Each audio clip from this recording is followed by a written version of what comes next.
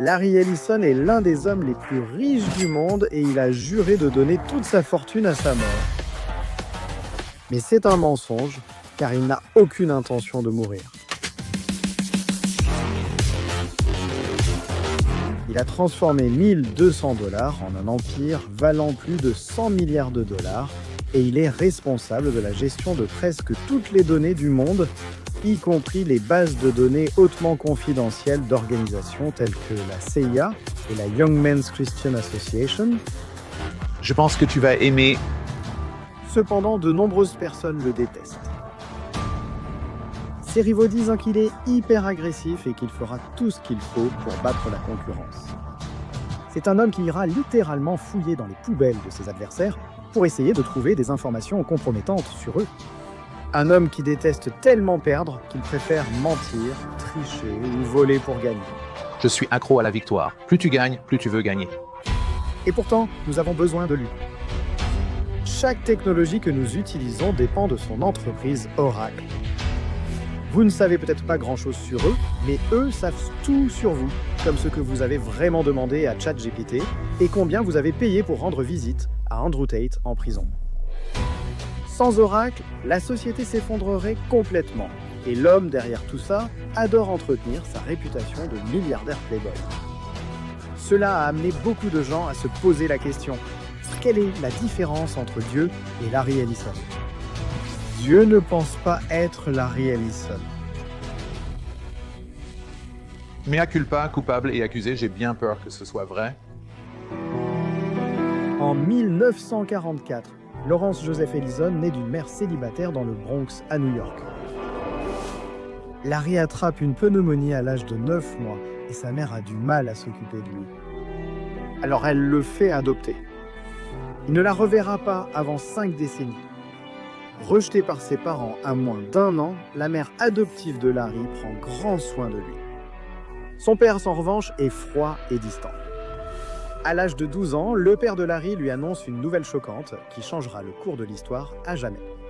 J'étais adopté au sein de ma propre famille quand j'avais 9 mois. Je suis né à New York. Ma mère, 19 ans, non mariée, ne pouvait vraiment pas s'occuper de moi. Elle a essayé jusqu'à mes 9 mois. J'ai ensuite été adopté par ma tante et mon oncle maternel et j'ai déménagé dans le sud de Chicago. Larry porte ce sentiment de rejet avec lui, mais il n'en pleure pas. Comme tous les vrais giga-chads, il garde tout pour lui et développe à la place un énorme complexe d'infériorité. C'était tellement choquant que je l'ai simplement mis de côté et j'y ai pensé pendant des années. À partir de ce moment-là, cette douleur poussera Larry à devenir l'une des personnes les plus accomplies de tous les temps. Et pourtant, il ne sera jamais satisfait. Larry est intelligent, mais l'école ne l'intéresse pas. Il s'inscrit à l'université de l'Illinois en pré-médecine et devient étudiant en sciences d'air de l'année, sa première expérience de supériorité. Mais cette victoire est de courte durée car sa mère adoptive, à laquelle il tient beaucoup, décède. Larry, accablé de chagrin, quitte l'université et passe l'été 66 avec les hippies en Californie. J'ai essayé la marijuana 1 ou 2 fois et je n'ai pas aimé ça. Il tente à nouveau l'université et étudie la physique et les mathématiques à Chicago, mais il s'en lasse rapidement, tout comme sa femme. Elle m'a accusé d'être irresponsable et elle m'a dit que je manquais d'ambition. Elle m'a mise à la porte, puis elle a divorcé de moi. C'était un tournant dans ma vie. À 21 ans, Larry vit une crise de la quarantaine. Il achète une Ford Thunderbird bleu tape à l'œil et conduit jusqu'à Berkeley, en Californie. Un road trip qui va déclencher l'une des histoires de milliardaires les plus folles de tous les temps.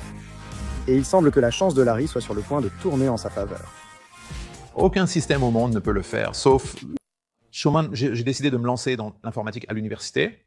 J'ai commencé à travailler à temps partiel en tant que programmeur.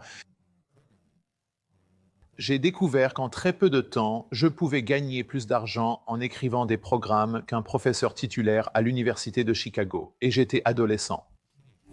Pendant le trajet, Larry Ellison découvre qu'il est un programmeur assez talentueux, mais pas tout à fait aussi bon qu'il le prétend. il rencontre son premier client alors qu'il travaille dans la petite entreprise technologique de la Silicon Valley, Ampex. Rien de moins que le groupe d'applications de la loi préférée de tout le monde, la Central Intelligence Agency. La CIA s'inquiète de la sécurité de sa base de données internationale et cherche une solution. Heureusement, Larry constate que IBM a déjà la solution sans le savoir. J'ai dit, oh mon Dieu, on peut battre IBM sur le marché parce que IBM ne croit même pas en sa propre idée. En copiant le logiciel de IBM, il fonde sa propre entreprise avec son collègue Bob Miner et ensemble, ils créent Software Development System, ou Software Development System comme on l'appelle, dans la Silicon Valley. Leur premier client, la CIA. Leur premier produit, Oracle version 2. Attends, quoi? Oui, Larry, étant un génie du marketing, ne pensait pas que quelqu'un ferait confiance à la première version d'un nouveau logiciel. Ils l'ont discrètement nommé version 2 sans que personne ne s'en rende compte. L'investissement initial de Larry dans l'entreprise est de seulement 1200 $. Mais comme nous le verrons, il ne tardera pas à nager avec les requins de l'industrie technologique. Le modèle économique de SDL est tellement ennuyeux que Larry décide de changer le nom en Oracle pour pimenter un peu les choses. Cela devient une infrastructure essentielle pour toute entreprise travaillant avec Internet et commence à dominer le secteur du stockage de données. Oracle offre des produits pour organiser, stocker efficacement et récupérer rapidement de grandes quantités de données. En gros, c'est un immense entrepôt pour les données. C'est vital pour les grandes entreprises parce qu'à l'époque, personne ne sait comment protéger les informations sensibles en ligne. Personne, sauf Larry, bien sûr. Oracle entre en bourse et la part de Larry Ellison atteint 93 millions $. J'adore Internet. Faisant de lui le numéro 1 des géants de la tech pour une journée. Microsoft entre en bourse le lendemain et Bill Gates vaut désormais 350 millions $, faisant de lui l'un des hommes les plus riches du monde et le propulsant loin devant Ellison. En raison de son obsession d'être numéro 1, un Ellison furieux jure de faire tomber Microsoft et fait officiellement de Bill Gates son ennemi juré. Bill, désolé, beaucoup de personnes sont plus intelligentes que Bill Gates. Gates, en revanche, ne se rend même pas compte qu'il est en guerre pour la suprématie technologique. Il pense que Larry et lui sont de bons amis. Mais dans l'esprit de guerrier samouraï de Larry, l'industrie technologique n'est pas assez grande pour eux deux. Mon expérience la plus difficile remonte à 1990. L'équipe commerciale d'Oracle suit les tactiques agressives de leur chef intrépide. Il s'avère qu'ils vendent des logiciels qui n'existent même pas encore. Comme prévu, des problèmes apparaissent lorsque le logiciel promis n'est pas livré. L'équipe de vente est plus que ravie de ces primes de Noël. Mais les clients ne le sont pas, car ils n'ont reçu aucun des produits qu'ils ont déjà payés. La 5e mise à jour d'Oracle sort également à ce moment-là, Oracle version 6, et il se trouve que c'est la pire de toutes. Les ventes chutent complètement, et le grand patron accuse une perte de 790 millions $. Un Ellison anéanti devient la risée de tous, et l'entreprise est sur le point de faire faillite, mais grâce à la réactivité du chef suprême. J'ai dû demander à des collègues de 10 ans de partir, de licencier des gens.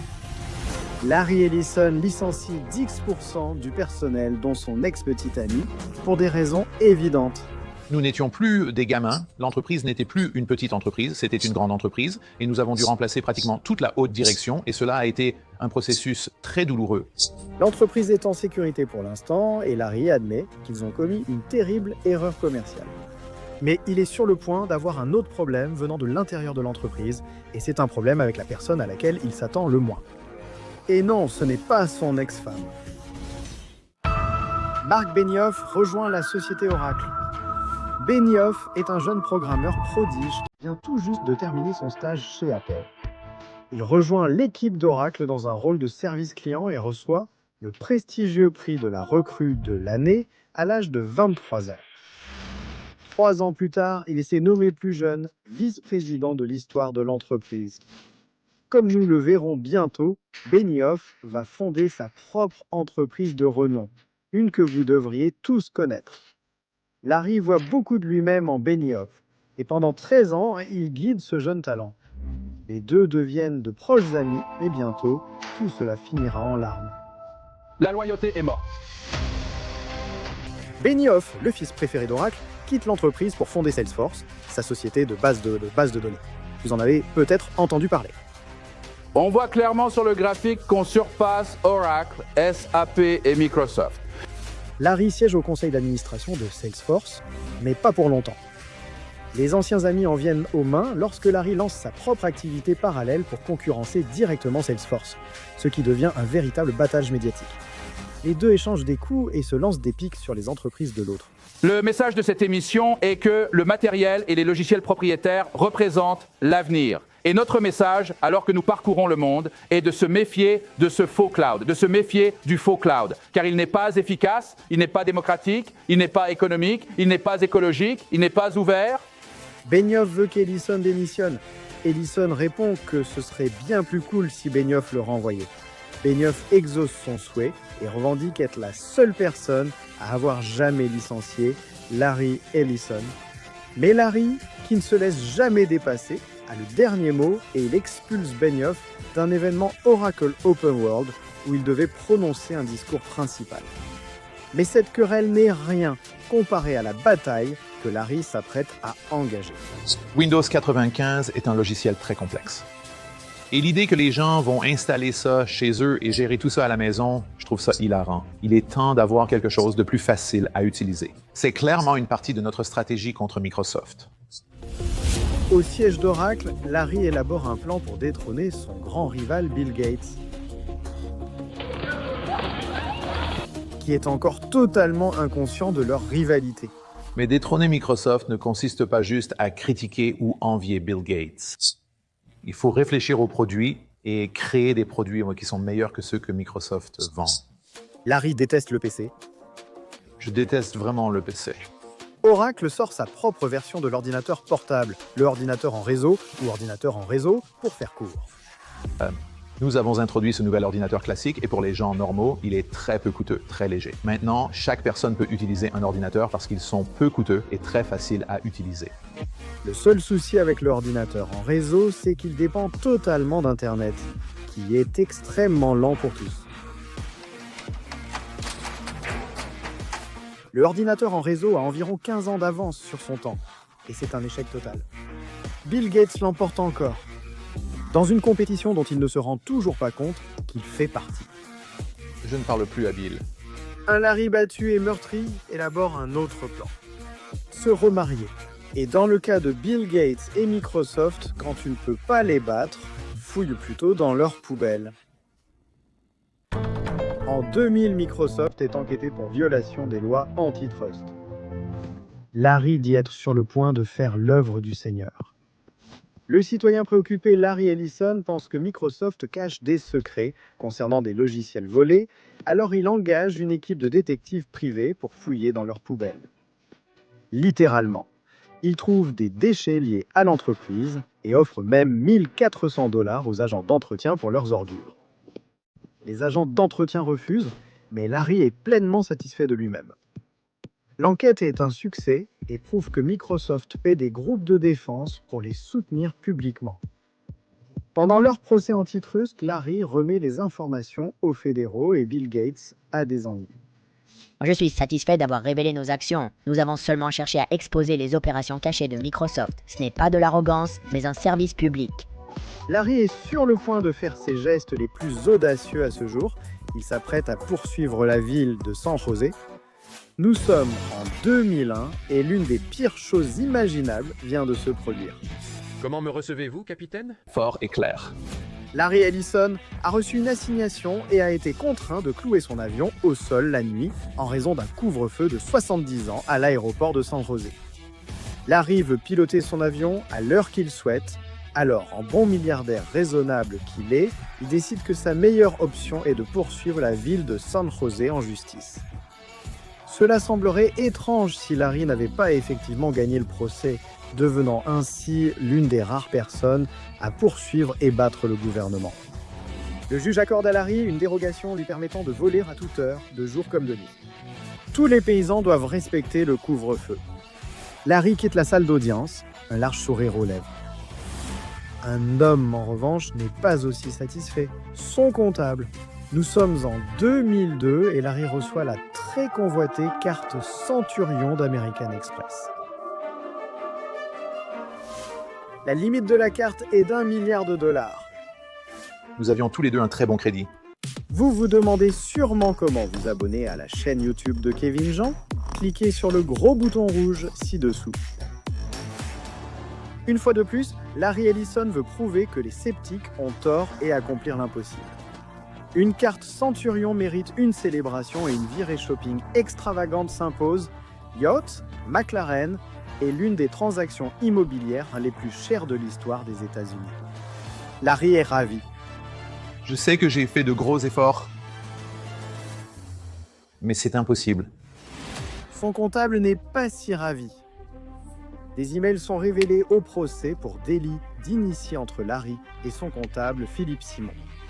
Simon dit qu'il est inquiet. Comment sera-t-il payé si Larry n'a plus d'argent à compter? Je suis inquiète, Larry. Il faut absolument qu'on budgétise et planifie. Il avertit Larry d'arrêter de gaspiller tout l'argent. Larry obéit et tout le monde pense que la situation est sauvée, oui, mais il se trompe complètement. Larry est sur le point de faire son achat le plus impulsif à ce jour. Ce sont sans doute les voiliers de course les plus rapides jamais conçus. Dans ce qui est une obsession qui dure depuis une décennie, Larry investit 400 millions de dollars dans une course de bateau. En plus de dépenser 1 tonne d'argent, il y a encore un problème flagrant. L'équipe d'Oracle est extrêmement lente et Larry déteste absolument perdre. Il n'y a absolument aucun doute qu'il déteste perdre. Il n'y a vraiment aucun doute là-dessus. Alors, étant l'homme juste et compétitif qu'il est, il fait la seule chose logique, il triche. C'est mon travail d'aller au marché et de gagner. En plaçant des poids dans le bateau, cela leur permet de naviguer beaucoup plus vite, mais le génie de Larry est contrecarré par la commission et un scandale national éclate. Larry passe rapidement sur ce problème et continue comme si de rien n'était, ce qui est bien car il est sur le point de partir en guerre. Non, pas avec sa désormais 3e ex-femme. Avec les voisins. Dans les collines de San Francisco, dans son manoir de plusieurs millions, Larry Ellison est furieux. Ses voisins, les Von Bottmers, ont laissé leur séquoia géant pousser librement et devenir trop grand au goût de Larry. Ellison est raisonnable. Alors il engage un avocat spécialisé dans les arbres et les poursuit en justice. Oui, un avocat spécialisé dans les arbres, ça existe vraiment. Comme vous devriez tous le savoir maintenant, Larry ne perd jamais, et les voisins sont obligés par la cour d'abattre les séquoias, ce qui agace fortement la coalition verte des bêtas. Apparemment, Ellison a essayé d'acheter la maison à 2 reprises, mais Von Bottmers a rejeté son offre de 15 millions de dollars.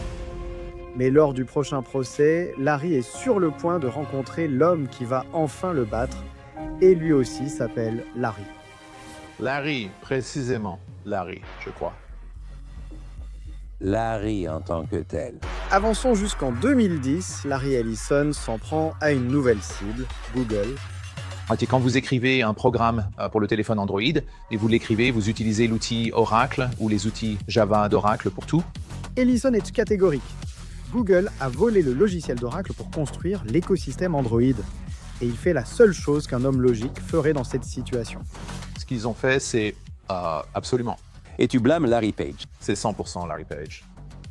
Donc si leur acte est mauvais, Larry Page l'est aussi. Non, cela rend son acte mauvais, ce qui est différent. Il poursuit Google pour avoir volé le logiciel Java et, ce faisant, fait perdre des milliards de dollars à Oracle. Pour la première fois de sa vie, Ellison ne gagne pas et le tribunal donne raison à Larry Page et Google. Le juge considère que le contrôle du code Java par Oracle est monopolistique et va à l'encontre de l'intérêt général. Ça me dérange vraiment. Je ne comprends pas comment il peut penser qu'on peut simplement copier le travail de quelqu'un d'autre. Ça me dérange vraiment. Frustré de devoir suivre les lois locales, il décide de quitter l'Amérique et de s'installer quelque part où il a un contrôle total et la liberté de faire tout ce qu'il veut. Mais comme nous allons le voir, tout le monde ne sera pas aussi satisfait que Larry, en particulier sa nouvelle épouse. Larry achète 98% de l'île de Lanai à Hawaï pour 300 millions de dollars.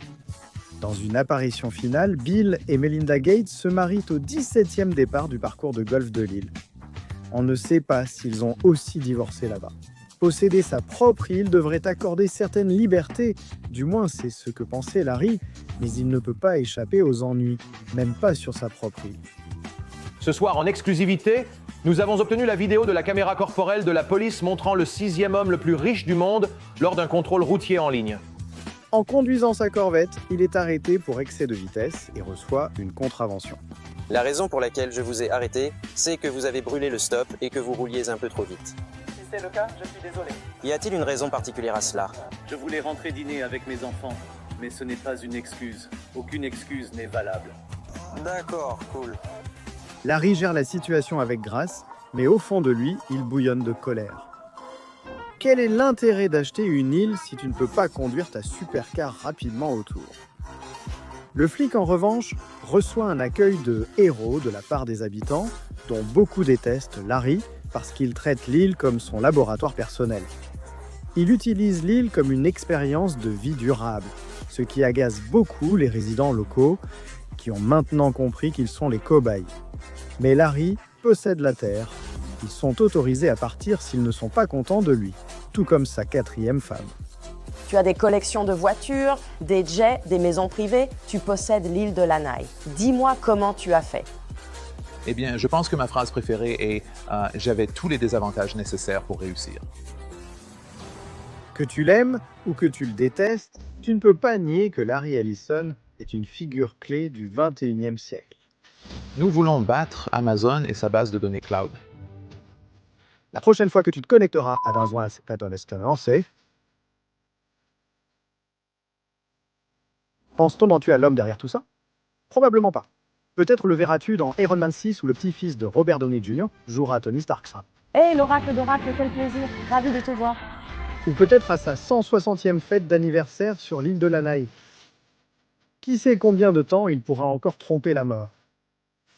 Mais s'il y a bien un homme assez audacieux pour tenter le coup, c'est Larry Ellison, dont le nom restera dans la légende comme un milliardaire excentrique, charismatique et playboy, qui a commencé avec une petite somme de 1200 $ et rien d'autre, une agressivité sans pitié, et qui l'a transformé en l'une des entreprises les plus puissantes de tous les temps. Voilà Larry Ellison, le véritable Iron Man de la vie réelle. Au début, ils te traitent d'arrogant, puis ils disent que tu es fou. Alors souviens-toi de cette pratique. Quand les gens commencent à te dire que tu es fou, tu es peut-être sur le point de réaliser l'innovation la plus importante de ta vie.